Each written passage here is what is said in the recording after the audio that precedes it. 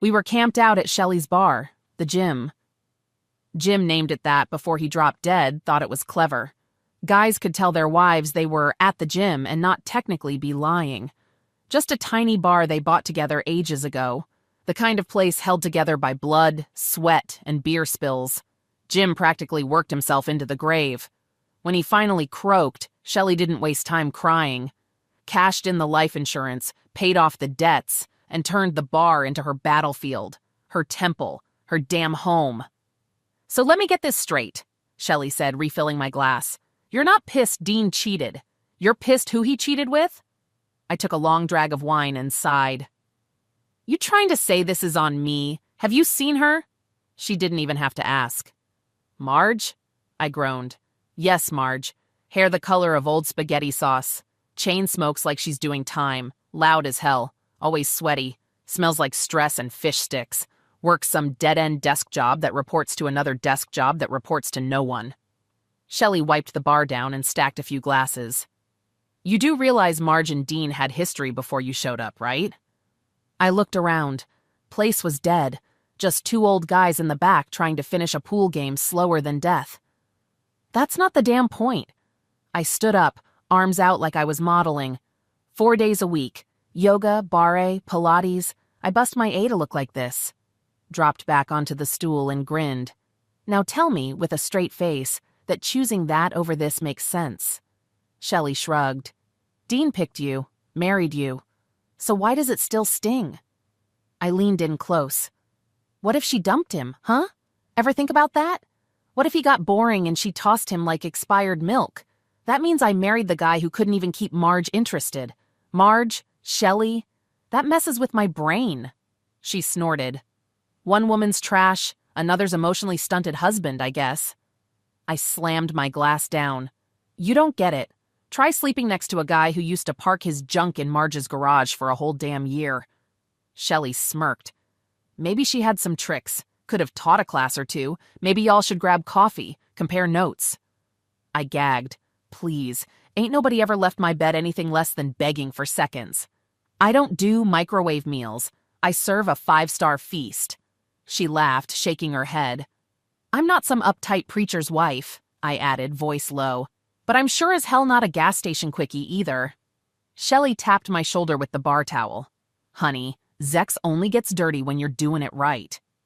"Jesus, Shelley," I muttered, face warm. "Can you not joke for 1 second?" "I am serious. Zex is 5 minutes of fun and 5 years of cleanup. Look at you, poster child." I stared into my wine. How am I supposed to picture a future with Dean when I can't even block out his past? Every time I close my eyes, there she is. Marge. Like a pop-up I can't delete. Shelley leaned in. "Past is for learning, future's for planning. But you're living now, Barb. Right now." Then she tilted her head. "Don't tell me you hate Tom the cat." I cracked a smile. "Tom? That giant fluff ball? He's built like a jungle cat and acts like a golden retriever." "Of course I love him." "Exactly," she said, like she just cracked the Da Vinci Code. I rolled my eyes. "Yeah, and Dean and Tom are thick as thieves. Maybe the damn cat can teach him how to get a real job. You know how long we've been married? 5 years. Guess how many proper jobs he's held? Big fat 0. Got a business degree just sitting there collecting dust." "You're joking," Shelley said. "People mail him antique furniture from across the country. Museums, collectors." I waved her off. "Yeah, but when he says he's in the garage working on old wood, people assume I married a drunk with a hammer." "He could be in a corner office by now," I snapped. "Instead, he's sanding chair legs like it's a religion." "Barb, that garage? It's a damn art studio," Shelley said.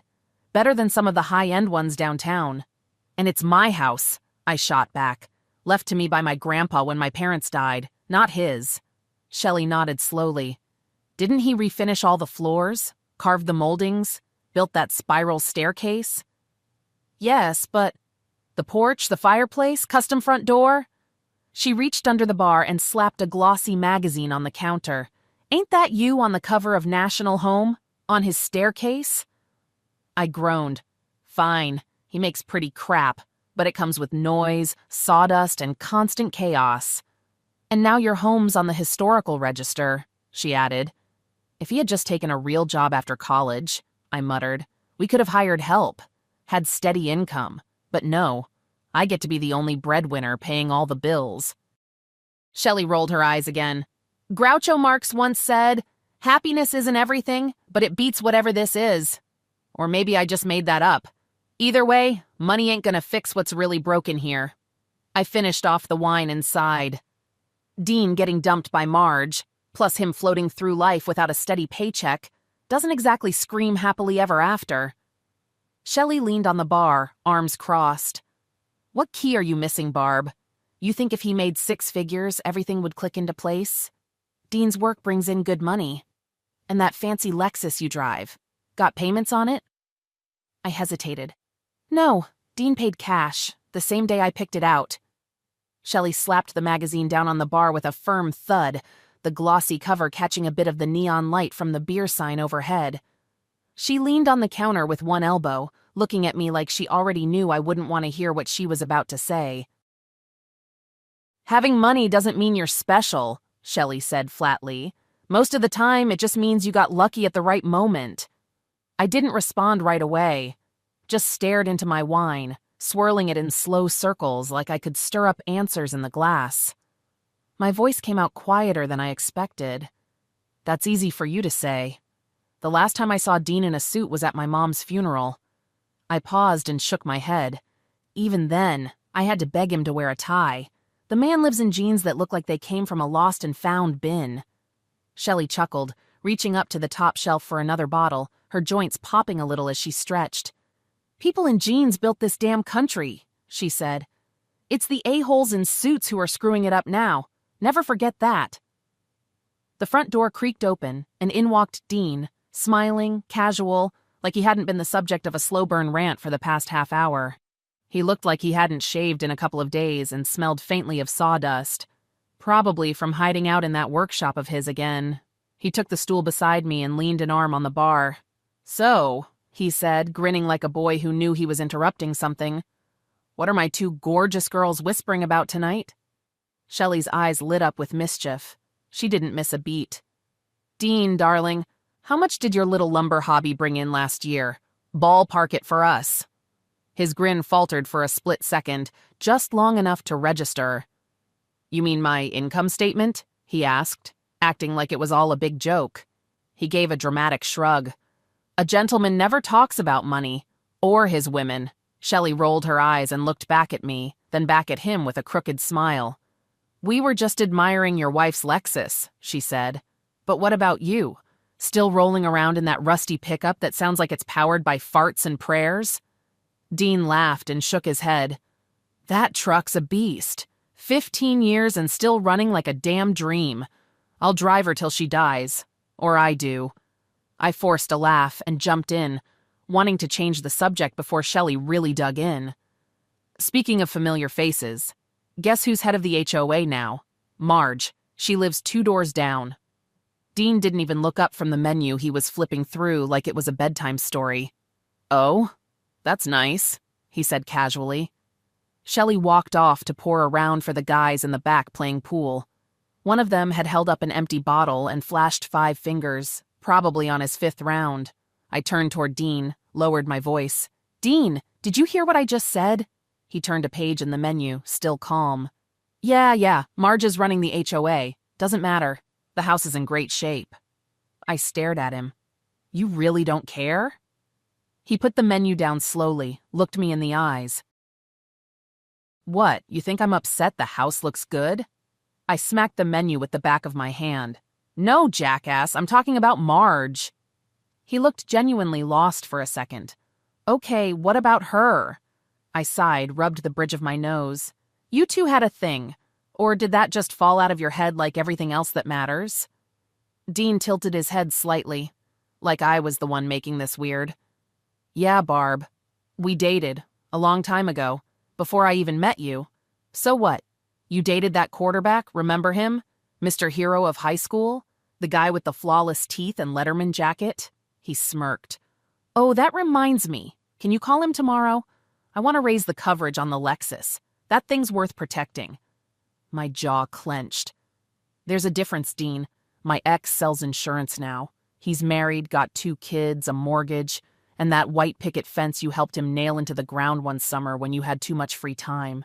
Dean leaned back and gave a slow, sarcastic grin. Wait, you want 2 kids now? This is incredible. You finally want to start a family. Barb, I've been waiting for this. You don't even have to worry about your job. I've got so many orders lined up I could retire next year. Just take time off. We'll figure it out. He was still talking as I stood up, grabbed my bag, and walked out without a word. The house was dead quiet for the next few days. Cold, too. But that might have been in my head. Dean kept his distance. I caught glimpses of him in the garage, buried in tools, wood shavings on his shirt like they were part of his skin now. Shelley, of course, had an opinion. She always did. "You're being ridiculous," she told me bluntly.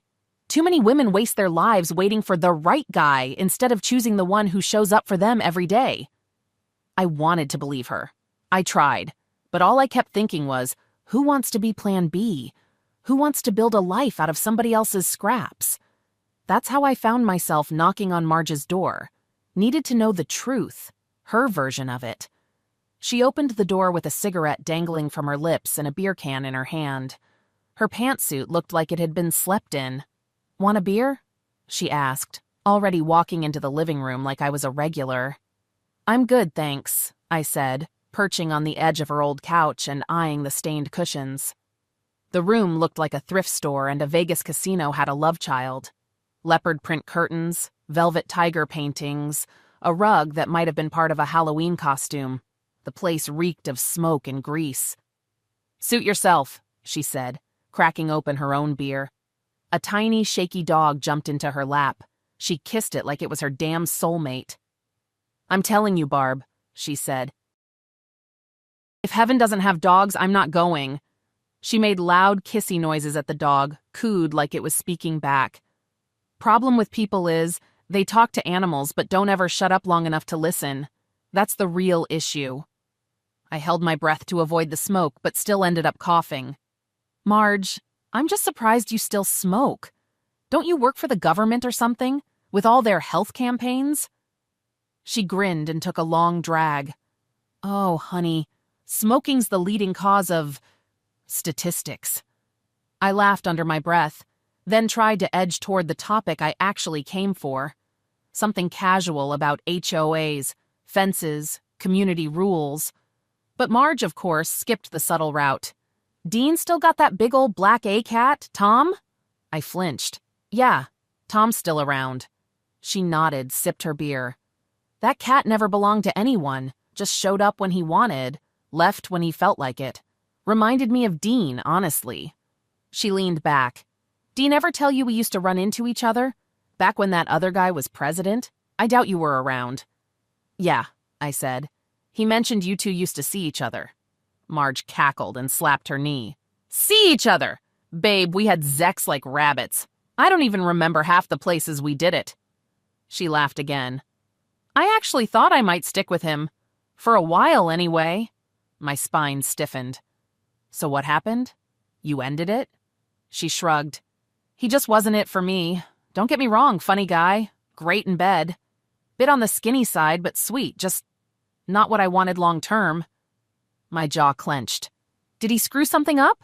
I mean, why'd it really end?" Marge shook her head like it was nothing. "No, he didn't do anything wrong. He's probably a perfect match for someone like you, just not me." I smiled thinly, my hands gripping my knees. "Wow, so I guess you're holding out for Superman, huh?" She laughed hard. "Hey, if he's got a cape and can swing a hammer, I'll take him." She crushed the can in her hand and tossed it into the trash like she was done with the entire conversation. Then she looked at me square. "So, you got any actual HOA questions, or did you just come here to relive my old bed life?"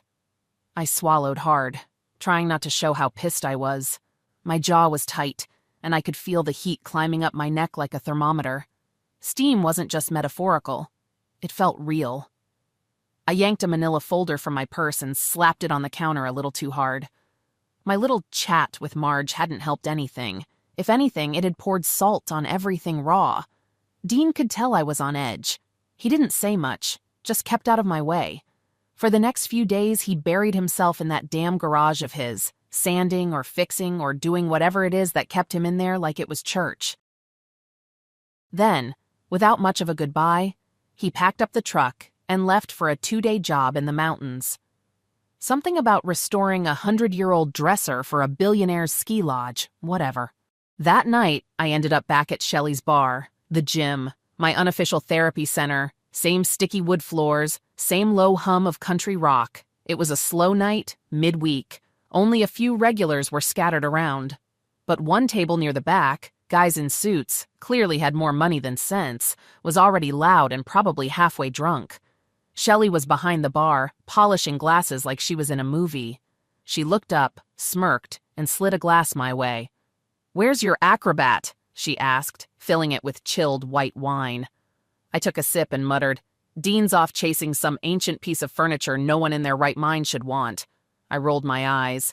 "Rich guy wants him to fix some busted cabinet. Probably came with the house. Could have bought a new one 10 times over." Shelley raised an eyebrow. "So this is about Dean being Dean, or Dean and his ex?" I groaned and slumped over the counter. "Both. Neither. Hell, I don't know anymore. It's just all so damn depressing." She tossed her towel over her shoulder, giving me a look. "Want some cheese with that wine?" I glared. "Real funny." She leaned in a little. "Life isn't about where you think you're headed.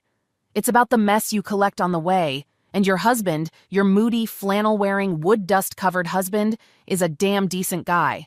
So cut the crap and stop whining." I stared into the wine like it might give me advice. "Shelley, I've got problems. Real ones." Shelley leaned over the bar, gave me a big, dramatic kiss on the cheek. "You've got new world problems, Barb. Your remote doesn't work, your latte's got the wrong milk, your phone lags. Cry me a river." I flinched, a little sharper than I meant. "Just 'cause I'm not dying doesn't mean it doesn't hurt." Her tone shifted. She got quiet, more serious. "You're lucky, Barb. You're in the club. The one where you're healthy, have a house, a job, a man who shows up. You know what I'd give for 20 more minutes with my husband?" I looked up, stunned. Shelley never brought Jim up like that, but she wasn't finished. "You can't be the bride at every wedding, the corpse at every funeral, and the baby at every baptism. Pick a role and live with it." I opened my mouth, ready to fire back, but right then the front doors flew open and in came a group of sweaty guys in baseball uniforms, loud, laughing, full of life. Shelley's whole face lit up. "Well, damn! Tonight might be fun after all. It's the Gay Men's Softball League." I blinked, confused. "You let them in here?" Shelley whipped her head around like she didn't hear me right. "You serious with that tone?" she said. "Yeah, Barb. I let them in. They're polite. They drink a ton, tip even more, and don't start fights. I love when they show up." Before I could mumble something half defensive, one of them walked up to the bar. And not just anyone.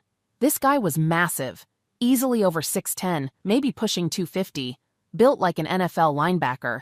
His uniform read "Master Batters" across the chest, and it stretched tight over his pecs like the buttons were praying to stay closed. He walked right up to Shelley, grinned, and without any warning, reached across the bar and scooped her up like she weighed nothing. "Put me down, Leroy!" Shelley shrieked, laughing as he set her gently back down like she was made of glass. "Just saying hello, Shelley," he boomed, voice deep enough to shake the bottles on the shelf. "Wanted to introduce the MVP of the Northeast Southern Division Western Champs." Shelley fluttered her lashes like a cartoon. "Does your husband know you're flirting with the enemy?" Leroy laughed so loud a couple guys in the back looked over. "I wasn't always gay, I just got sucked into it." Shelley rolled her eyes. "Old joke, Leroy, still dumb," he winked. "Still true." "Well, I don't sleep with men under 9 inches tall." Leroy looked mock horrified. "Damn, Shelley, I'm not cutting off 3 inches just for you." I sat there with my mouth slightly open, not sure if I should laugh or faint. Shelley was completely unbothered. "Now be a good boy and tell me what you're drinking tonight," she said, already reaching for the taps. 6 jugs of your best draft," Leroy said, patting the bar. "And keep 'em coming. Oh, and 1 Pepsi." Shelley stopped pouring, narrowed her eyes. "Who's the saint?" Leroy raised his hand. "Me." Fire station shift starts in an hour. Can't show up smelling like IPA and poor choices. As Shelley lined up the pitchers, she glanced over at me. Barb, my waitress called in sick and I'm slammed tonight. You still remember how to handle a tray? She nodded toward the corner where the suit crowd was getting louder. I shrugged, already standing. Yeah, we used to do this in college, remember? God help you, she muttered, handing me an order pad. I made my way over to the rowdy table. Ties were loosened, sleeves rolled up, jackets tossed like they were allergic to responsibility. Looked like a mix of brokers, lawyers, maybe some tech bros. At the center sat a big guy with a square jaw and the kind of confidence you can't buy, only earn, or fake, really well. Evening, gentlemen, I said, smile in place. What can I get you? Predictably, they started with the usual crap. How about your number? Can I order your smile with a side of those legs? I let it roll off me. Been in this game too long to flinch at frat boy lines wrapped in tailored suits. Then one of them stood up. Another big guy. Seemed to be the alpha of the group. Over 6 feet, expensive haircut, nice watch, that smug glow of someone who just got what he wanted. He reached into his wallet, pulled out a card, and handed it to me like it was a key to something exclusive. We're celebrating tonight, he said. I got promoted. I glanced at the card. Heavy stock, gold print, fancy. Senior Vice President, Interdepartmental Technology, Southern Hemisphere. I blinked. Damn, I said, handing it back. That's specific. He waved it off. Keep it. I'm a treat. Let's have another round, but only if you have one with us. I tried to be polite. I really did. I smiled, gave a small shake of my head, and said something like, Thanks, but I'm good for now. But it was too late. The whole table erupted. They slapped the table, raised their glasses, and started chanting like frat boys at homecoming. Drink! Drink! Drink! Their voices filled the room, echoing off the walls of the bar like a stampede of bad decisions. I glanced back at Shelley, hoping she'd step in and save me. She didn't, just smirked and kept pouring beer. So I sighed, rolled my eyes, and gave in. Fine, one drink, just one. They erupted into cheers like they'd won something, like my tolerance was a trophy. I brought their order back, heavy tray in hand, and returned to the bar to get another round started.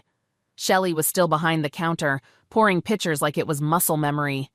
I slid the fancy business card onto the bar. She barely looked, but her eyes narrowed when she saw the gold trim. Whose is this? She asked, tipping her chin toward the card.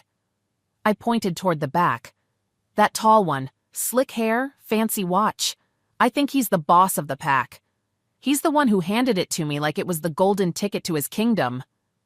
Shelley wiped some foam off the rim of a pitcher with a rag, glanced down at the card, then raised a brow. Barb, didn't your grandma ever tell you about money and happiness? I snorted. They say money can't buy happiness, but I'm willing to cry in a Ferrari and test the theory. Shelley picked up the card, turned it in her hand, and started laughing. I frowned. What? What's funny? She tilted the card so I could see it. Vice President of Interdepartmental Technology for the Southern Hemisphere, she read aloud. Then she looked at me. Read the first letters of that mouthful. I blinked, looked closer. S-H-I-T. My face froze. You've got to be kidding me. Nope, Shelley said, dropping the card. You got hit on by a literal shithead. I stared at the card, lips twitching, but I shrugged. So maybe his title's ridiculous. He still acts like a boss. People listen to him. He's got that, I don't know, command thing. Shelley gave me a long, unimpressed stare. Big shots are just loud little men in expensive shoes. The louder they talk, the smaller they usually are. You'd know that if you paid attention. I laughed it off, but she didn't. She reached out and placed a firm hand on my shoulder, holding me still for a second. Barb, don't be stupid. Don't let your pride push you into doing something reckless just to feel powerful. I shook her off, pulled my wine toward me. It's not reckless, it's just a few drinks, a little flirting, a reminder that I'm not invisible. Call it light payback for the whole Marge nonsense. Marge? Shelley scoffed. Marge is ancient history. You're dragging her bones out of the ground and using them as an excuse to act messy. Whatever, I said, draining the last of my glass. All the best things in life are free, right? So's a drink. So's attention. Shelley shook her head, eyes sharper now. Best things in life are free, yeah, but they usually cost more than you can afford. From that point on, it got blurry, real blurry. I remember another glass, then another, laughter. The music got louder. Or maybe my head just stopped filtering noise. The table full of suits pulled me in like gravity. Shit handed me another drink. Told a dumb joke. I laughed harder than it deserved. I was leaning on someone's shoulder. Someone leaned into mine, and then nothing.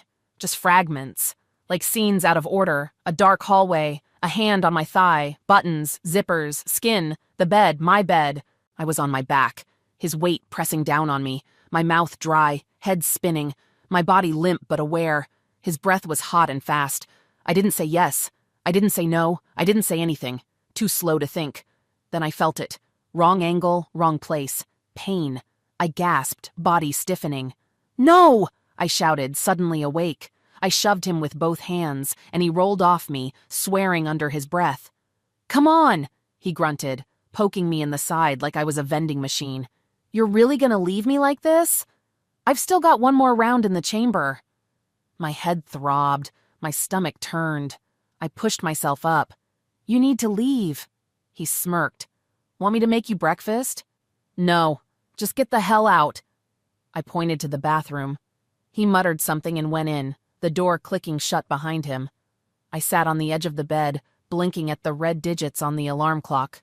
3:18 a.m. The house was silent except for the soft hum of the fan and the distant rush of water from the bathroom. I was still piecing myself together when the bedroom door creaked open. A figure stepped inside, holding something. I screamed. The figure froze. Then, chaos. The bathroom door flew open. The guy, S-H-I-T, rushed out without clothes, grabbed a lamp off the dresser and smashed it into the intruder's head. The body dropped hard, fast, like dead weight. I turned on the bedside lamp, heart slamming in my chest. Grabbed the old landline, fingers shaking as I dialed. Emergency, there's someone in my house, someone broke in, please send the police. As I was giving the address, shit was already on the floor, tying the man's wrists behind his back with the cord from the broken lamp. He was swearing, panting.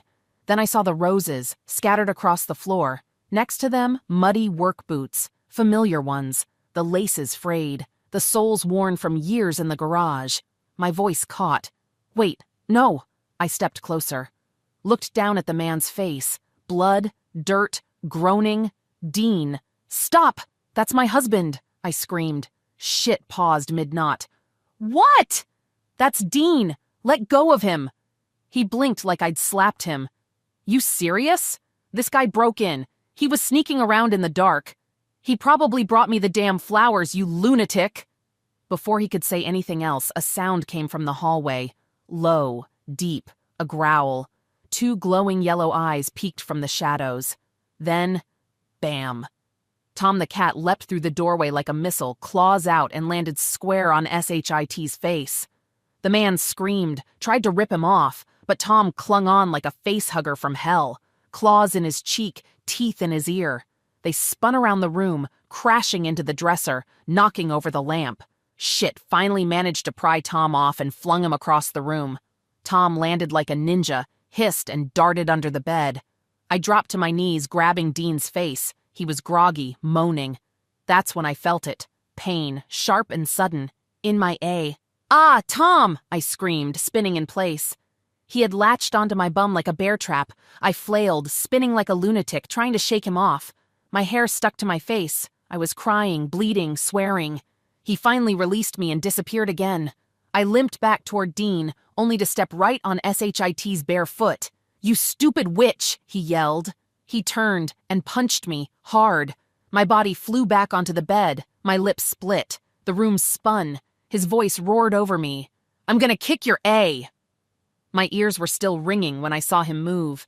He raised his hand again and stepped toward me from the window. I was half conscious, stretched across the bed, too dizzy to move, my cheeks still throbbing from the last hit. But before he could land another, Dean exploded into motion. Hands tied behind his back, face cut up, Dean somehow hurled himself off the floor and flipped. No arms, no balance, just pure adrenaline. He twisted midair and drove both feet straight into the guy's chest like a wrecking ball. The guy flew back into the wall and crashed into the curtains, knocking the rod down with him as he thrashed to get free. Dean hit the ground hard, rolled, and scrambled back up like nothing mattered but stopping him. He sprinted across the room and rammed his shoulder into the guy's stomach, pinning him to the wall with everything he had. "Barb!" Dean shouted, turning his blood-covered face toward me. "Go! Run! Call emergency! I'll hold him here!" But I didn't run. I couldn't move. I just sat there frozen, watching Dean try to fight this maniac with his hands still tied behind his back. The guy broke free from the curtain and swung, one hard, brutal strike to the side of Dean's head. Dean dropped like a stone. Then came the kick, a savage stomp to Dean's ribs that made him groan and roll away, coughing. The guy raised his foot again, aiming to crush him completely. But then, something black and fast launched from under the bed. Tom the cat. He let out the most terrifying screech I've ever heard and latched right onto the guy's junk. The man screamed like his soul left his body, high, desperate, piercing. He bent over, slapping at his own lap, trying to yank Tom off. The cat wasn't letting go. Dean groaned. He moved. Somehow he pushed himself up, shook the fog off, and with a roar, charged again. He wrapped his arms, still tied, around the guy's legs and lifted, hoisted the fool up across his shoulders in a fireman's carry. The guy flailed, Tom still attached and hissing like a wild thing. Dean didn't stop. He ran. He barreled across the room, yelling like a man possessed. And then, all three of them crashed straight through the window. Glass exploded everywhere. The sound was deafening, screams roaring, the window shattering into 1,000 pieces. Then they were gone. Just gone. The room went dead quiet. A curtain flapped in the cold wind. Tiny shards of glass fell from the frame, ticking softly on the hardwood. And then I screamed. Not a normal scream. Something deeper. A sound that tore out of me without asking. A sound I didn't know I was capable of. It took a second before I even realized it was mine. Everything after that blurred. Like I'd fallen into cold water and couldn't find the surface. Everything was numb. Distant. When I came to, there was a woman in blue scrubs wiping my face with a cool towel. She looked calm, like someone who's done this too many times.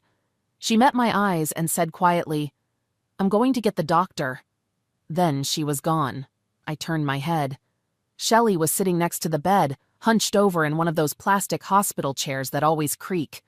She looked like she hadn't slept. I tried to sit up. That's when I realized I couldn't. My wrists and ankles were strapped down to the bed. "What the hell? Get that nurse back in here and untie me," I yelled. "Tell the Chinese lady I'm fine." Shelley stood, came closer. "Calm down, Barb. First, I think she's Vietnamese. Second, you've been out cold since yesterday. You went full meltdown. They had to tie you down. You were thrashing, screaming. I don't care if she's from another planet. Get me out. I have to see Dean." Shelley raised her hands, trying to keep me calm. "You're lucky you're even here. Leroy, the softball guy, he was one of the first responders. He saw your face and called me. Otherwise, you might still be in psych hold." Her voice cracked. "Barb," she said, eyes filling. "What the hell happened in there?" I couldn't answer. My whole body sagged. The shame, the chaos, it all came crashing down again like a second wave. And I knew she could see it on my face. I didn't have to explain. "They sedated you," she said softly. "You were out cold. It wasn't pretty. But Leroy and the other guys used ladders to cover up the window.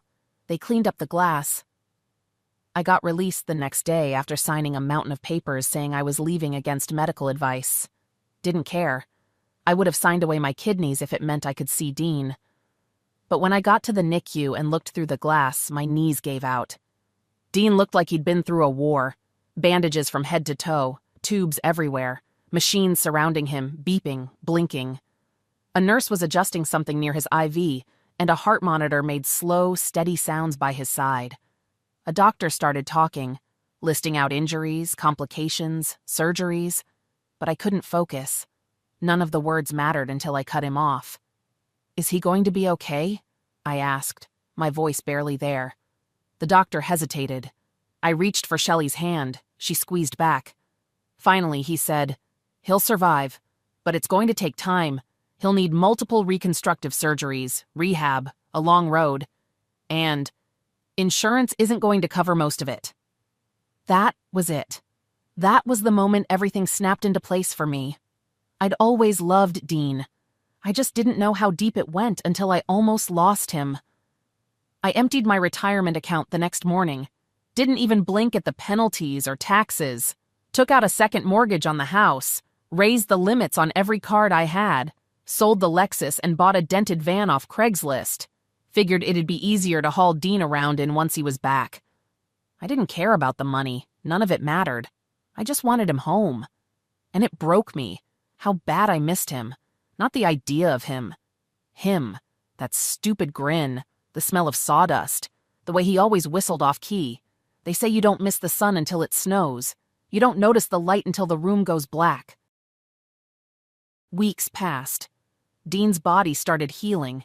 His mind, not so much. Doctors said the damage was unpredictable. Memory would come back in pieces, if at all. And every night I prayed he wouldn't remember what happened. Over a year passed. When I finally got the call that Dean had agreed to see me, I didn't believe it at first. I thought maybe it was a mistake. Maybe they'd called the wrong number. Or maybe I heard the wrong name. The place was new to me. Big, quiet estate tucked behind some trees. I walked through the side gate and past a row of old furniture on the porch. I recognized some of the pieces. Dean's work. I could see it in the detail. When I finally reached the back, he was already sitting there. But he didn't look like Dean. His head was shaved clean. A thick scar ran across the top, curving down the side like someone had taken a hatchet to his skull. His eyes, those bright blue eyes that used to light up when they saw me, were cold now. Flat.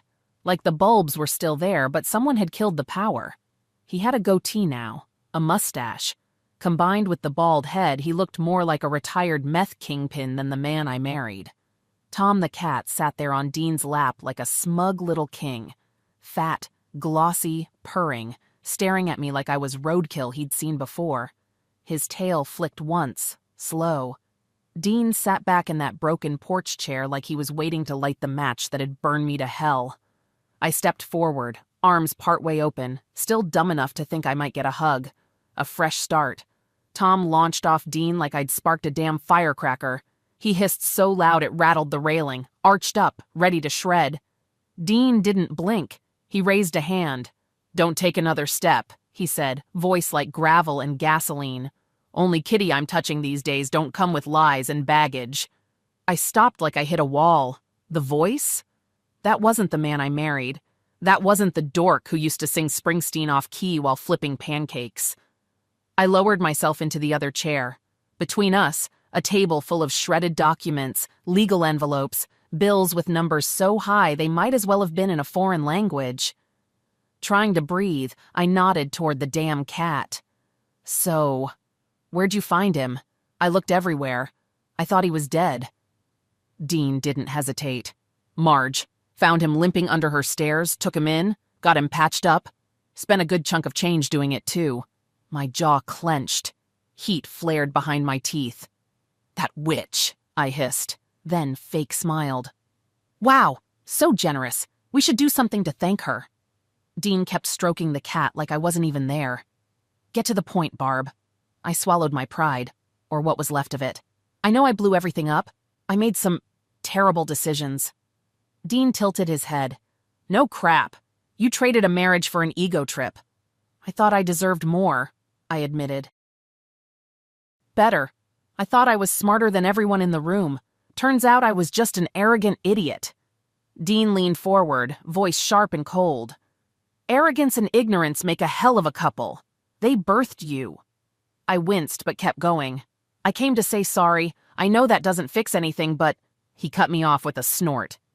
"You think sorry undoes all this? My skull's cracked, nerves are fried, half my face goes numb when I brush my teeth. And you want to roll in here with your weak A Hallmark speech? You want to relate? Go let a man you used to trust kick the crap out of you with a lamp. Then let's talk sorry. I choked on the silence. He leaned closer. You know what eliminated me? Not the fall, not the bruises. It was waking up and knowing you let it happen. That you picked him. You put me in that chair. That's not fair, I said quietly. Dean laughed bitterly. Fair? You want fair? Go buy a snow globe. I see it now. I ruined you. I see it. He rolled his eyes. Yeah. Light's finally hitting your brain, huh? Shame it got there after it hit everything else. I clenched my fists. You didn't have to take down Shelley, too. You got her bar shut down. Dean shrugged. Rules are rules. Health board don't like drunks running the floor and calling it service. She poured the drinks that made you spiral. That makes her complicit. She was drowning that night. She didn't know what I was doing. He stared me down.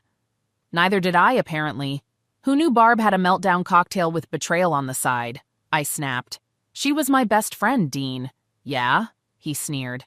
Then she should have known not to trust you with a damn thing, least of all me. I wiped my face with trembling hands.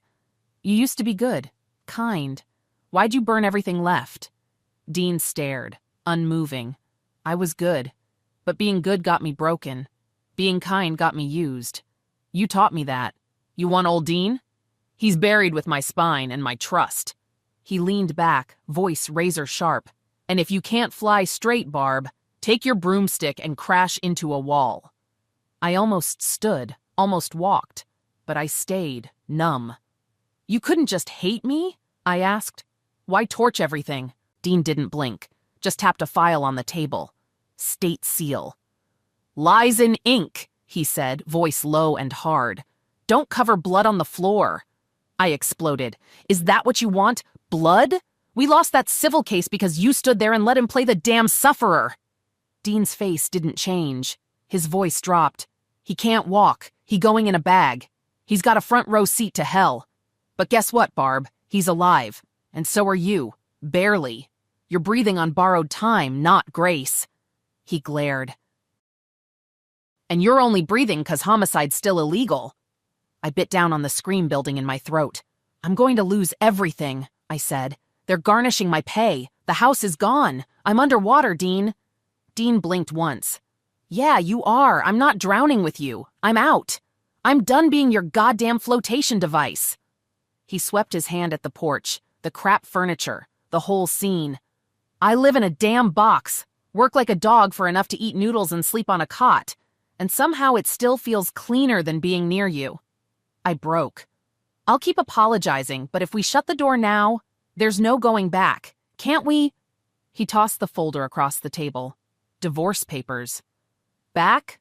Barb, this ain't a circle. This is a dead-end street. You blew it up and danced in the ashes. His voice dropped into something cold and final. Some bridges need to burn, just to keep the demons from crossing back over. The next 16 months? Total downhill slide. I lost my job.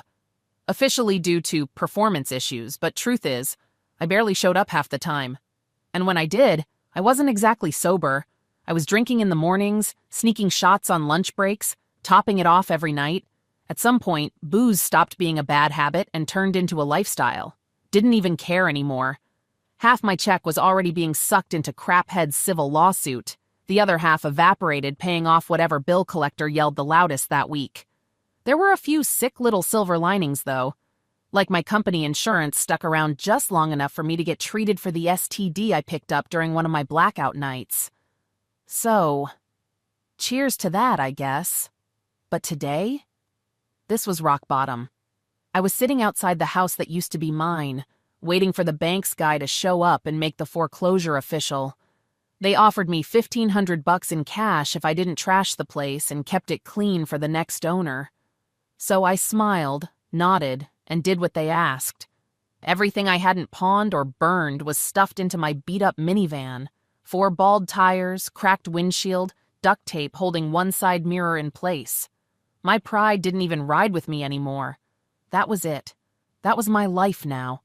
I was on my way to crash with an old aunt up in the northern sticks, near some forgotten mining town. She ran a half-dead roadside inn that doubled as a bar, mostly serving drunks, old-timers, and the occasional tourist who took the wrong exit. That would be home for now. No, it wasn't glamorous. Not even close.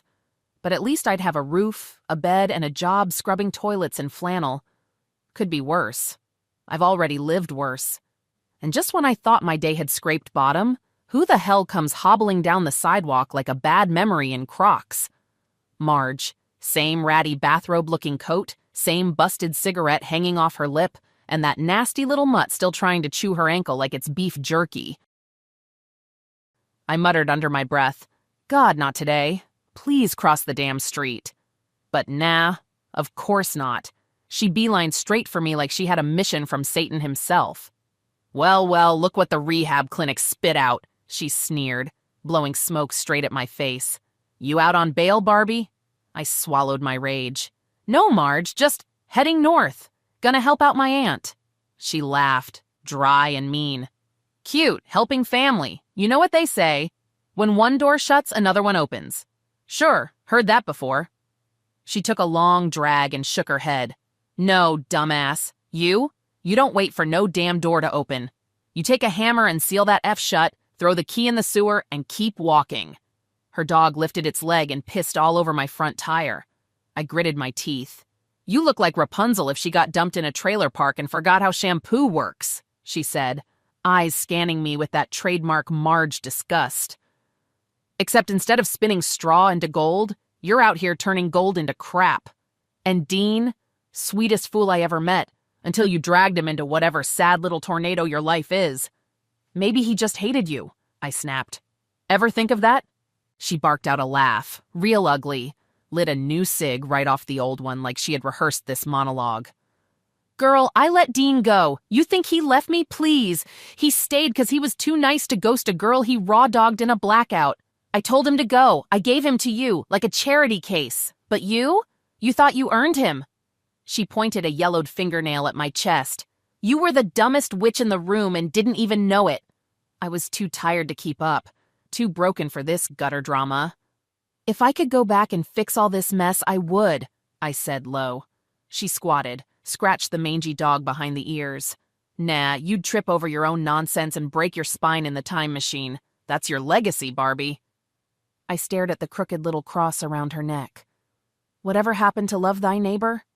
You're still wearing that like it means something. She smirked without even blinking. Jesus might love you, honey. But even he'd swipe left on your A. I waved her off like swatting a mosquito. Thank God I don't ever have to see you again. She walked away, didn't turn around, just called out, People like me don't disappear, Barb. We haunt. My head was pounding like a drum. All I wanted was a drink. Something cold and strong to shut out the noise in my brain. That's when a shiny BMW rolled up, tires crunching on gravel. The driver's door swung open, and out hopped a woman who looked like she just stepped off a reality show. Mid-30s, full of fake energy and fresh Botox. She had money written all over her. Designer shoes, designer bag, blowout hair styled to look casually windblown. Her nails probably cost more than my electric bill. She gave me a wide, practiced grin. You must be Barb. Oh my God. I'm so sorry I'm late. Today's been absolutely nuts. This is my third foreclosure of the day, and I still have 2 more. Total chaos.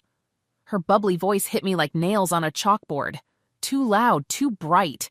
I didn't even try to fake it. Yeah, what a day. Remember when robbing a bank meant someone robbed the bank? Not the other way around? She blinked, clearly unsure how to respond. Then plastered on her best corporate smile and reached into her oversized bag, pulling out a folded sheet and a crisp envelope. Anyway, I've got your check right here, just like we discussed. Should cheer you up a bit. I took it without looking inside. Oh, absolutely. Trading the house my great-grandparents built for less than what it costs to rent a 1-bedroom these days totally puts me in a singing mood. She gave a half laugh and waved a dismissive hand. Hey, don't feel bad. The property's going to good people. Some trust fund managed by old money types bought it. They're preserving the place, actually. Very respectful of heritage. Their on-site caretakers showing up any minute. Before I could roll my eyes, we both heard it. A loud clunk, followed by the growl of an engine. A Harley came tearing down the road and skidded to a stop behind her BMW, loud enough to make her flinch. Out stepped the guy like he'd been cast for the role of Biker Hash 3 in an action flick, except he was the real deal. Leather vest, sleeves covered in ink, aviator shades, fingerless gloves. No helmet, just a black Harley-Davidson bandana tied over his shaved head like a war flag. He wasn't tall, but he was thick, built low to the ground like a pit bull. Broad chest, heavy boots, slow walk. I knew that walk. My stomach dropped. He walked over to the storage box on the back of his bike and popped it open. Tom the cat hopped out of the box like he'd just flown first class. Stretched on the pavement, tail high, not a care in the world, like he owned the damn street. It was Dean. He limped up the walkway slow, like every step pissed him off. Big cigar hanging off his lip.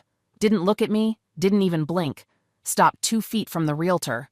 "Let's wrap this crap up," he growled. "I'm done playing nice." The agent's face twitched. She held up a manicured hand like she was swatting a fly. I'd really appreciate it if you didn't smoke around me," she said, with that fake professional tone. Dean pulled the cigar from his mouth, let the smoke curl right at her face. "I'm not here to cater to your damn comfort, sweetheart," he said. "So unless you're handing out oxygen tanks, step the hell back." She flinched, clearly not used to being talked to like that outside of Yelp reviews. "Do you even know how bad that is for you?" she snapped, motioning at the cigar. Dean looked down at it like he barely remembered it was there. "My granddad smoked 2 a day till he died." She raised a brow. "And how old was he?" Dean smirked. 95. Died happy, quiet, and without some Botox slick real estate Barbie up his A. Her jaw clenched. She hugged her designer purse like it could protect her from the tension. He turned toward me, full on now, eyes cold, voice like frostbite.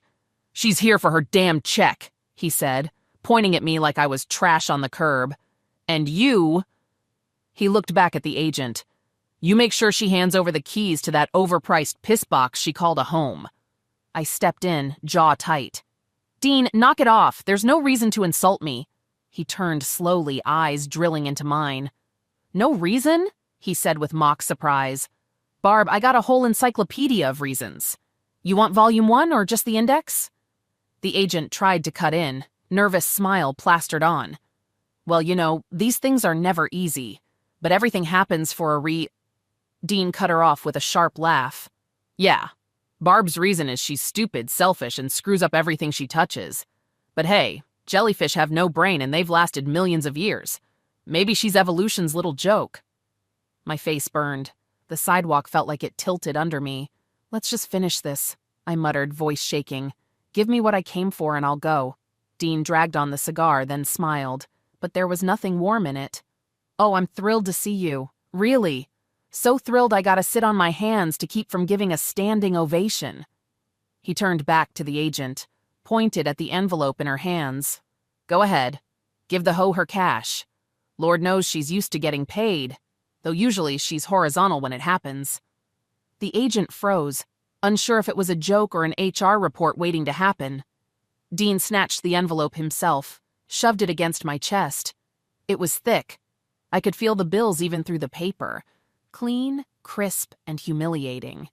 He leaned in, breath hot with smoke and spite. "Not used to standing upright when the money hits your palm, huh? Don't worry, you'll be back on your back in no time. It's your natural habitat." I stared at him. Every muscle in me wanted to slap him into next week. But I didn't, couldn't. I turned, got into my van, old, dented, ashamed like me, and shut the door before he saw me cry. As I pulled away, I looked into the cracked rearview mirror. Dean stood in front of the house with Tom the cat in his arms, smoke curling from his cigar, wind catching his shirt, still standing like he won. And all I could hear in my head was what Shelley's grandmother used to say: "If you want to feel rich, count what you got that no money can buy." Problem was, I had nothing left to count.